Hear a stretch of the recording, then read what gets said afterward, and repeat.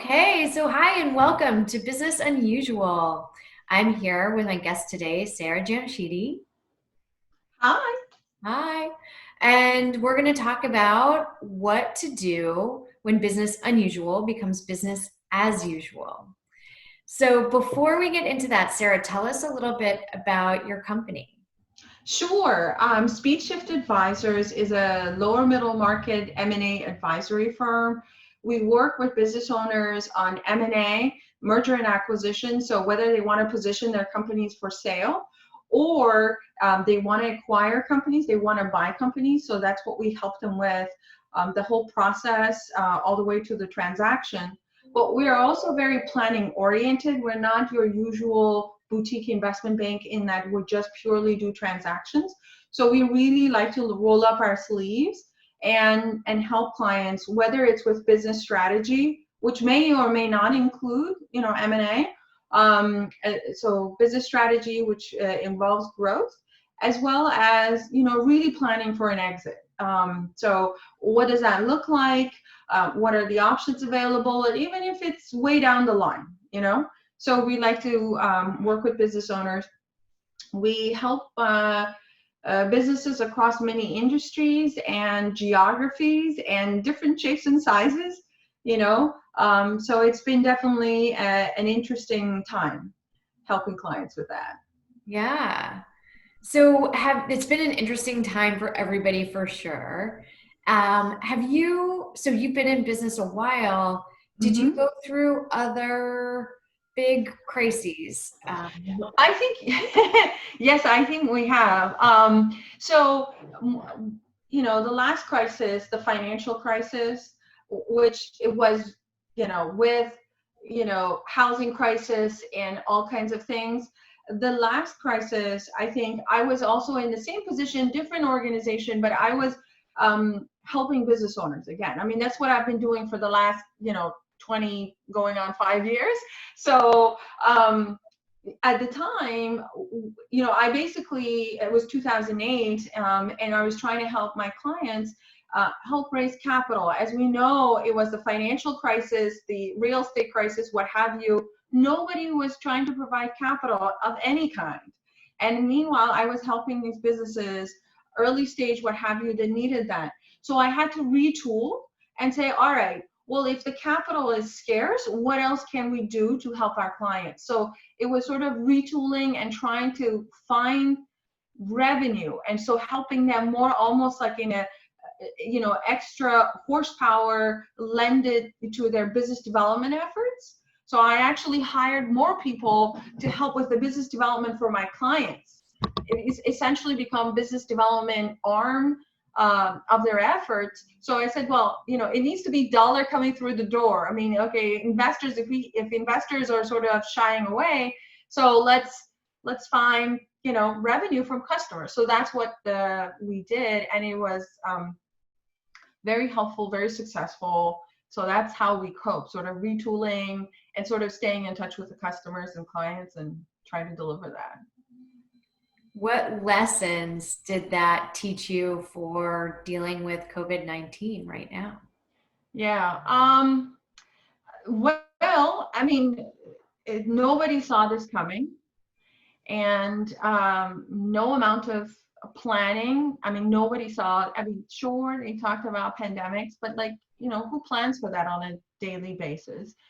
And just like you and I, our business owner clients had been very busy, growing their businesses. And, so what it really, it was almost like a reminder. It wasn't a new lesson per se, in that I'm a big believer in planning. Things change, and don't go according to plan. But that planning process, because you thought of various future options, it ultimately ends up helping. So yes, nobody really saw this coming, but if you had some plans that kind of looked into the future a little bit, it helped you put some things in place that can help you a little bit. You'll be in a better position to sort of cope with what's coming up. So it was sort of re-emphasis in that. It's like, yes, it is important to plan. Even if everything goes out the window, that thought process is helpful, you know? So. Do you have examples from yourself or your clients of how that planning made a difference? Yeah, so I mean, let's think about it. I mean, we have clients from different industries, you know, some that have been very negatively impacted, like in the hospitality industry, what have you, as you can imagine, and two from, you know, other industries where it actually has helped them in some way, you know, by putting some things in place, some systems in place, they actually saw an increase. Like we have a client that is an IT VAR and they provide equipment. And so what they saw now with everybody not being prepared to work from home, you know, their employers, in this case, federal government, is providing that for their workforce to be able to work remotely. What that has in turn turned into higher sales. So having the systems and what have you in place, they have been able to sort of keep up with the sort of orders and things that are coming through the door, being sort of prepared for that. And that has helped them, you know, with an eye towards, okay, how do we position ourselves? How do we take care of things? And that has paid dividends, you know, by being prepared for that. Awesome.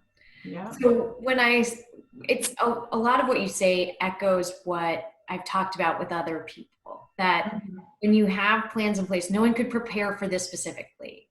I Exactly. haven't spoken to a business owner that had a pandemic playbook. We're all going to be at home for 6 months or a year or 18 months. I haven't spoken to a business owner, but what I have spoken to business owners like you who went through a crisis before and kind of realized some tough lessons so that this time they were ready. One of the other things that has come about since I started doing these interviews is the social justice movement and Black Lives Matter Oh movement. yeah. So Yes. how is that affecting your business, and what's your business doing to show solidarity for that movement? Well, I mean, I think we've always strived to be inclusive and have diversity in mind. I mean, we have served various socioeconomic status and businesses that are in those categories for a long time.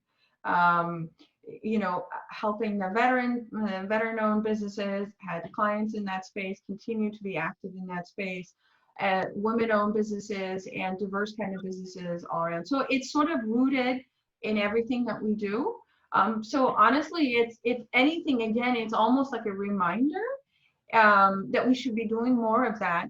And in some ways, it's also sad, to be honest with you, because you know we're sitting here in year 2020, and I find it hard that we have to sort of remind ourselves to do that. You know, you would had hoped to be further along and be more inclusive as a society when it comes to that, in business and otherwise. Um, you know, so that's the thing. I mean, that's the sad part of it, but hopefully again with this movement it pushes it up front. You can no longer ignore it, and for everyone to sort of take action and do something about. So I mean, and this is something that we've been doing historically, so there's no different. If anything, we want to be more involved and have a voice in the conversation, in terms of how to do things differently. But aside from that, I mean, this is something we've been doing for a long time. Yeah. It's interesting what you say. It is sad that we have to do it. It's a real watershed moment for the Yeah. country, and it does seem like it's never too late, but it does seem why 2020 you think we would have figured this out. And I think, Exactly. right, I think about when I started in my nonprofit job where I started working with women business owners in supplier diversity. And we used to talk about that we were working ourselves out of a job, that we wouldn't have to actually remind people, as you say, make it a reminder that you should buy from Black-owned businesses. It's a good reminder Exactly. to buy from women-owned businesses, right? It should be just part of the normal course of business. And if there's anything I've learned in the past 20 years of doing this, it's that this is Right. going to outlast me. Exactly. I mean, Unfortunately. and yeah, exactly. And that's exactly, we like to practice what we preach, you know? So exactly. And it's been a great reminder. And if anything, just be more active. In fact, I will be speaking to a veteran group in August. And um, now it was supposed to be in person in May. Now it's virtual and in August. so but yeah, I mean, so continue to get out there and speak on the topic and serve various business owners and support them. Yeah. What's one thing that you think will stick from all of this? Because there's obviously a lot of things you'd rather be doing this talk in person, Right. rather be seeing each other. But what are some things that you think will stay in a good Yeah. way? Well, I mean, there's one thing I think it's hard to say. So if I may, a couple of things off the top of mind. One thing for sure, I think we've all learned to be more digital.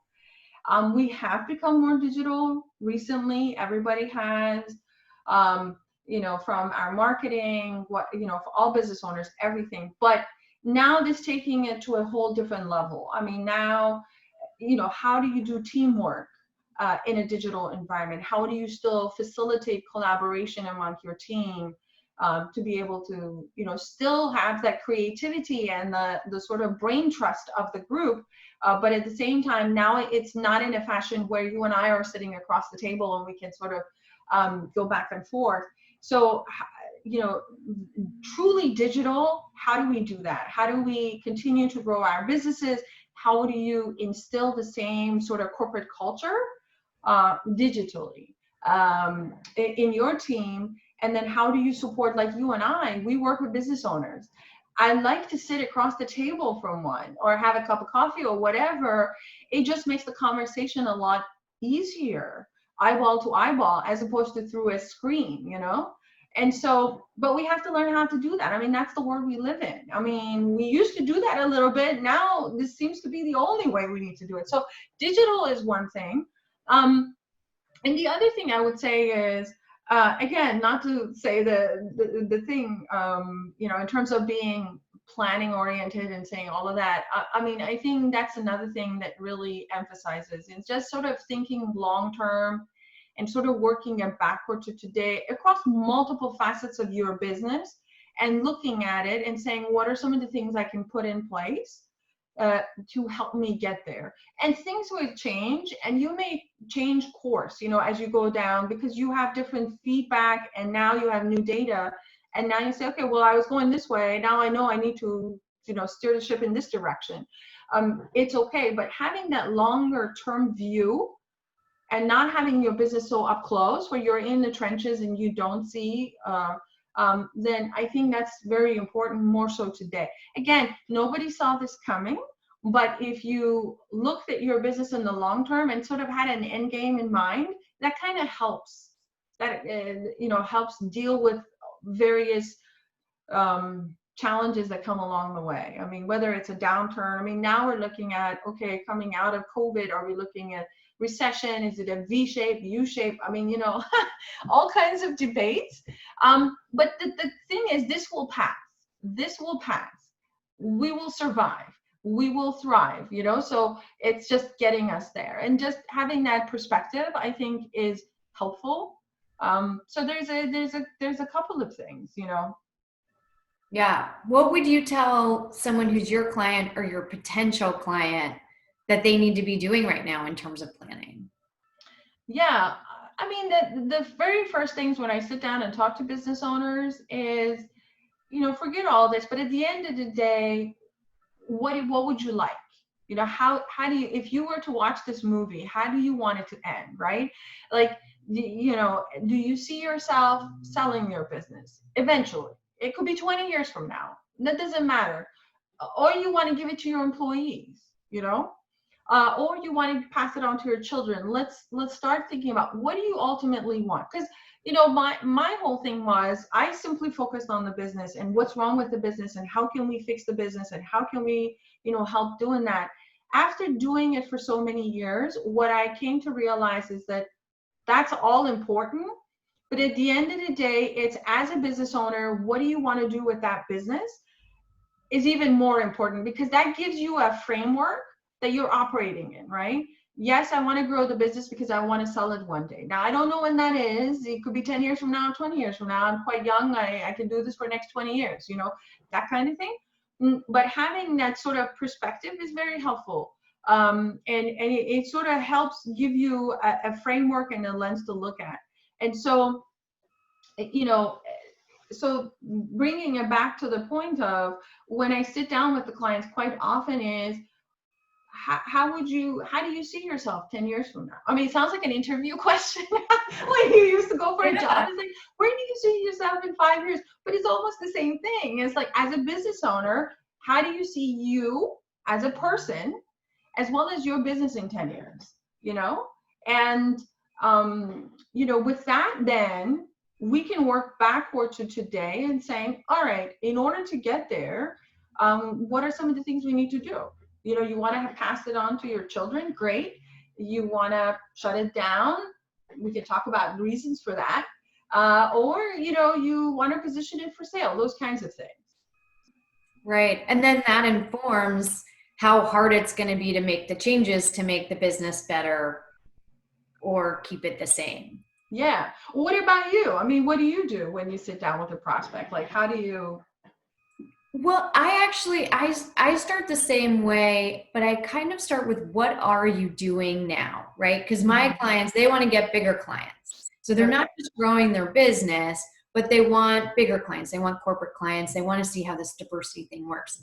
And so I talk about what are you doing now to get a sense of, are you someone who knows what you need to do, but you just don't have the time or energy or stamina to do it? Because it can be tedious, right? The business development piece, there's the fun part of talking to everybody, but then there's I just have to call people. I have to set a Google alert on this company. And when something good or bad happens, reach out and tell them how I can offer a solution.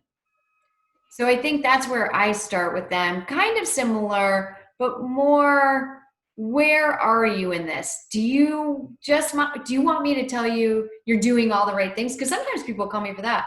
And they just say, yeah, I know how to do that. I did that. Great. 30-minute conversation.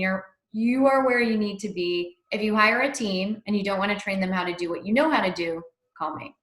Or for the most part, people are like, I kind of know what I want to do, but I feel like everyone else knows something I don't know. So, and that's what I help them with, which is like, okay, now you're on the same page as everybody else. How far do you want to take this? Right. Yeah, I mean, so it's very similar, right? It's very similar in terms of trying to figure out where our clients are. And so then you can help them get to what their goal is and figuring out how they can get there. And so in a similar fashion, like we do the same thing. And sometimes, I mean, especially now, it's not, during COVID, I mean, we're still in it. It's really, it's not like to sell or not to sell. It's more business strategy oriented. It's more like, here's what I am thinking. And to be honest with you, it's been shifting too, because their environment has been shifting too. So, whether it's they wanted to position them for sale, I mean, the buyer may have backed out, because since the COVID happened. Or they wanted to buy. I mean, I had a couple of clients who wanted to buy, but they want to put their plans on hold for a bit because they want to know what they're dealing with at the end of the day, get their arm around the situation first. So, yeah, I mean, it's a number of circumstances, but at a minimum, figuring out where they are and where they want to go and sort of helping them. And to your point, it's like, well, how far do you want to take it, Yeah. So how bold do you want to be? And then, yeah, I mean, let's be bold and go after it. Yeah. I think a lot of it is mindset too. I see so many business owners who in the abstract would like to sell their business one day. Mm-hmm. But at this point, deep down, don't really believe anyone else could do what they do. Yeah, I mean, and Liz, that brings up a very good point. It's like retirement, although we are conditioned to think about retirement early. But as business owners, I mean, I think um, people know they want to exit one day, but to be honest with you, they think it's so far down the path that I deal with it later. My whole thing is, and I truly believe this, is that if it's like going on a trip without knowing where your destination is. Okay, you're saying I want to go on a trip and I want to go to a beach, but like, okay, I can go, north, south, east, west, like, so it's important to have a path. So if, for example, if you want to position your company for sale, and it could be 20 years from now, and let's say you do have a set aside company, let's say it's a woman owned business, that predominance of your work is woman owned, set aside type of business you've been receiving. Now, as you want to sell 10 years, 20 years from now, do you want to diversify that at some point or not? Or, your revenue, you have select number of customers, looking at your business from a buyer's perspective and reverse engineering that into a map. So to me, when people talk about exit, it's like, well, they think it's like so negative is the end, it's the so far down the path, I'll get to it when I, get closer to it. It's, to me, it's actually a growth strategy more than anything else. It is a mechanism for you to figure out what areas do you need to grow. Absent that, it becomes very easy. Like, how would you know, for example, what type of clients you should go after? Not all revenue is the same. Not every single big client is going to move the needle for you as much as the others. So you're figuring out what that is and sort of reverse engineering it back to what a growth strategy is. So to me, it helps shape a growth strategy going forward. So it's not a negative thing. In fact, we try to make exit a positive thing. I mean, it's like before, it's like, oh no, it's the end of things. It's like the next chapter and things like that. Or they say, when you ask them for an exit, they think retirement. And it's like, that's not what I'm talking about. So our motto has been, we are trying to change the perspective on exit. We're saying, you can exit strong, exit certain, exit celebrating.